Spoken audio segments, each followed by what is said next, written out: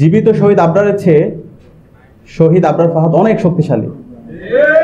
শহীদ আবরার ফাহাদ আমাদেরকে রাস্তা দেখিয়েছে আধিপত্যবাদের বিরুদ্ধে, আগ্রাসনের বিরুদ্ধে কিভাবে কথা বলতে হয়, কিভাবে ন্যায্যতা এনশিওর করতে হয়। আমরা দেখতে পেয়েছি গত 16 বছরে খুনি হাসিনা যখন ক্ষমতা এসেছিল, এরপর থেকে আমাদের এই ভূখণ্ড, আমাদের এই দেশ ভারতের সাবলেট কলোনির মতো আমরা ছিলাম। এখানে কোনো আমাদের অর্থনৈতিক স্বাধীনতা ছিল না, আমাদের এখানে রাজনৈতিক নিপীড়ন ছিল এবং আমাদের এখানে সাংস্কৃতিক গোলামি ছিল। আমাদের এই দেশে তারা যে সংস্কৃতিকে প্রমোট করেছিল সেটা ছিল কলকাতার সংস্কৃতি, সেটা ছিল দাদাদের সংস্কৃতি। এখানকার যে মাটি ও মানুষের যে সংস্কৃতি ছিল সেগুলোকে সবসময় আদারিং করা হয়েছে, সেগুলোকে সবসময় মার্জিনালাইজ করা হয়েছে এবং সেগুলোকে সবসময় ক্রিমিনালাইজ করা হয়েছে, সেগুলোকে সবসময় প্রবলেমেটাইজ করা হয়েছে। এবং যারা এদেশের মাটি ও মানুষের কথা বলেছে, যারা ইনসাফের কথা বলেছে, যারা আধিপত্যবাদের বিরুদ্ধে, আগ্রাসনের বিরুদ্ধে যারা কথা বলেছে, তাদেরকে বিভিন্নভাবে ফ্রেমিং করা হয়েছে, ট্যাগিং করা হয়েছে। এবং এক্ষেত্রে আমরা দেখতে পেয়েছি ছাত্র শিবির বলে তাকে ট্যাগিং করা হয়েছে এবং শিবির সে ট্যাগিংয়ের মাধ্যমে তাকে হত্যা করাকে বৈধতা দেওয়া হয়েছে এবং সেই বৈধতা উৎপাদন করা হয়েছিল শাহবাগের মাধ্যমে। এবং এই শাহবাগের বিরুদ্ধে যিনি কথা বলেছেন, যিনি পুরো প্রজন্মকে রাস্তা দেখিয়েছেন, তিনি হচ্ছেন আমাদের শ্রদ্ধাভাজন ডক্টর মাহমুদুর রহমান। আমরা স্যারকে আন্তরিকভাবে মোবারকবাদ জ্ঞাপন করছি এবং এই জুলাইয়ের প্রজন্ম, পুরো প্রজন্ম আজীবন আমরা মাহমুদুর রহমান স্যারের যে কন্ট্রিবিউশন সেটা আমরা শ্রদ্ধার সাথে স্মরণ রাখবো।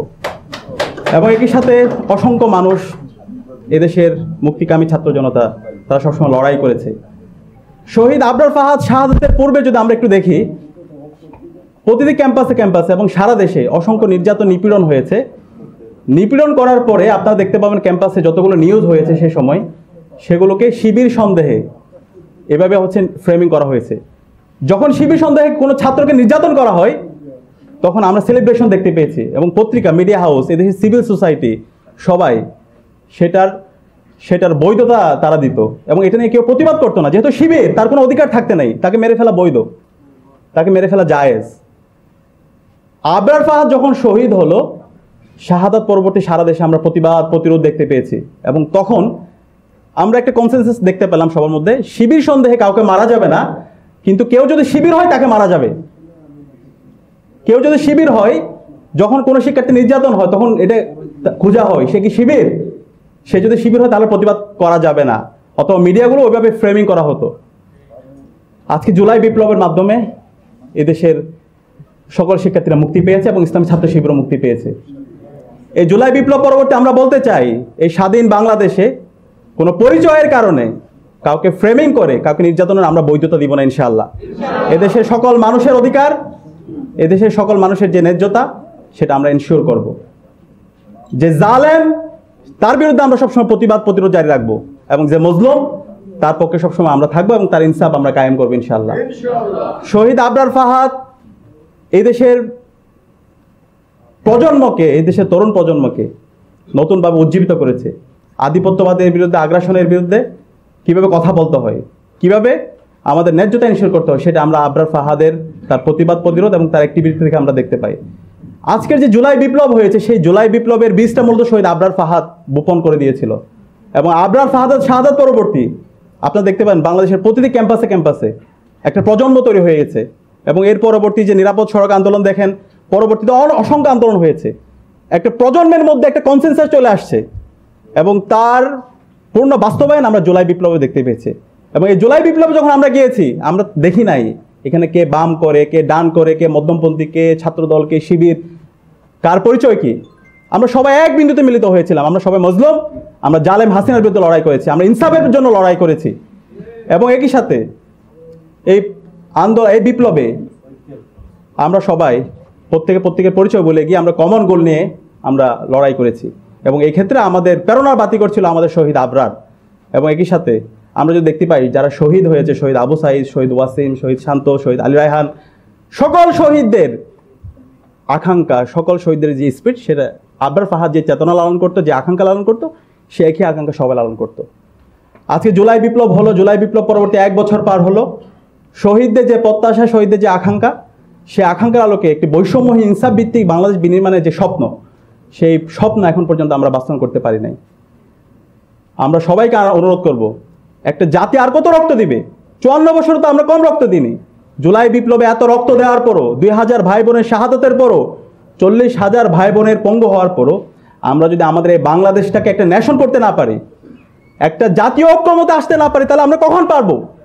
আমি সবাইকে অনুরোধ করবো, ডাকসুর পক্ষ থেকে আমি সারা বাংলাদেশের সকল মুক্তিকামী শিক্ষার্থী ছাত্র জনতাকে, সকল রাজনৈতিক দল, ছাত্র সংগঠন, সকল মানবাধিকার কর্মী, অ্যাক্টিভিস্ট সবাইকে আমি অনুরোধ করবো, এখনই সময় আমাদের জাতীয় ঐক্যমতে আসার।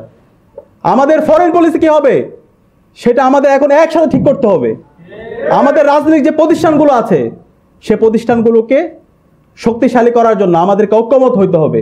এরপরে আমার রাজনৈতিক আদর্শ থাকবে, আমার রাজনৈতিক ভিন্নতা থাকবে, আমাদের মধ্যে ডিবেট হবে, কিন্তু ন্যাশন প্রশ্নে আমরা যেন সবাই এক থাকি, বাংলাদেশ প্রশ্নে যেন আমরা এক থাকি, আমাদের ফরেন পলিসির জায়গায় যেন আমরা এক থাকি, ভারত প্রশ্নে যেন আমরা সবাই এক থাকি, এবং একই সাথে বাংলাদেশের সকল শিক্ষা প্রতিষ্ঠানে শিক্ষার পরিবেশ নিশ্চিত করার প্রশ্নে আমরা যেন এক থাকি।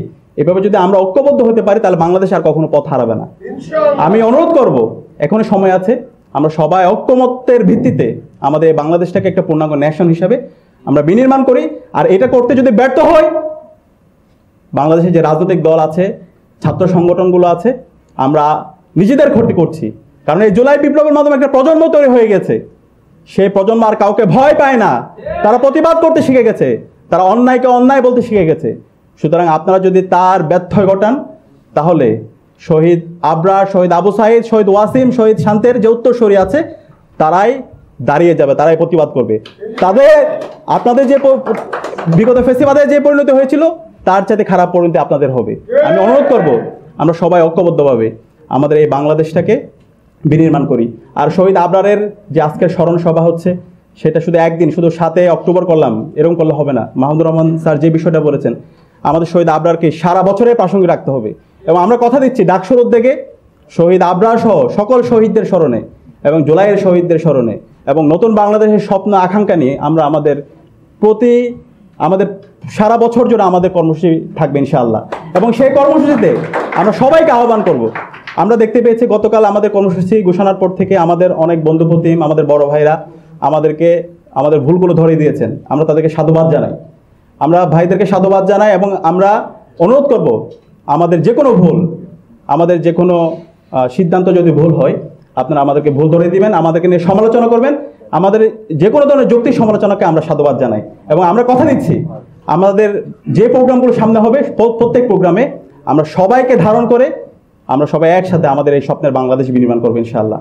তো আজকের আয়োজনে দীর্ঘ সময় জুড়ে আপনারা আমাদের কথাগুলো শুনেছেন, বিশেষ করে অতিথিবৃন্দকে ধন্যবাদ জানাই এবং সাংবাদিকবৃন্দকে ধন্যবাদ জানাই। এবং আমরা আবারও ক্ষমা চেয়েছি, আমাদের এই প্রোগ্রামটা যদি আরেকটু বড়, আধিপত্যবাদের বিরুদ্ধে, আগ্রাসনের বিরুদ্ধে, ফেসিবাদের বিরুদ্ধে যিনি সবসময় তার কলঙ্ক উঁচু রেখেছেন এবং পুরো প্রজন্মকে রাস্তা দেখিয়েছেন, আমাদের সকলের শ্রদ্ধাজন ডক্টর মাহমুদুর রহমান, উপস্থিত বিশিষ্ট বহু রাজনীতিকবিদ এবং পরিবেশবিদ, আমাদের সকলের শ্রদ্ধাজন শিক্ষক ডক্টর আব্দুর রউফ স্যার, উপস্থিত শহীদ আবরার ফাহাদের শ্রদ্ধেয় ছোট ভাই আবরার ফায়াজ, উপস্থিত রেজাল করিম রনি ভাই, সম্পাদক জবান পত্রিকা, এবং ইসলামী ছাত্র শিবিরের সাবেক কেন্দ্রীয় সভাপতি সিরাজুল ইসলাম ভাই, শরীফ উসমান হাদি ভাই, রাফেজ সালমান রিফাত ভাই, ডাকসুর সাহিত্য সম্পাদক মোসাদ্দেক আলী ইবনে মোহাম্মদ সহ অন্যান্য অতিথিবৃন্দ, উপস্থিত সম্মানিত শিক্ষকবৃন্দ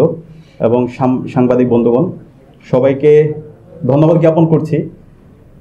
ব্যস্ততার মাঝে আজকে আপনারা এসেছেন, শহীদ আবরার ফাহাদের স্মৃতিগুলো আমরা রোমান্তর করেছি, শহীদ আবরার ফাহাদের স্মৃতিগুলো শুনেছি এবং নতুনভাবে আমরা উজ্জীবিত হয়েছি।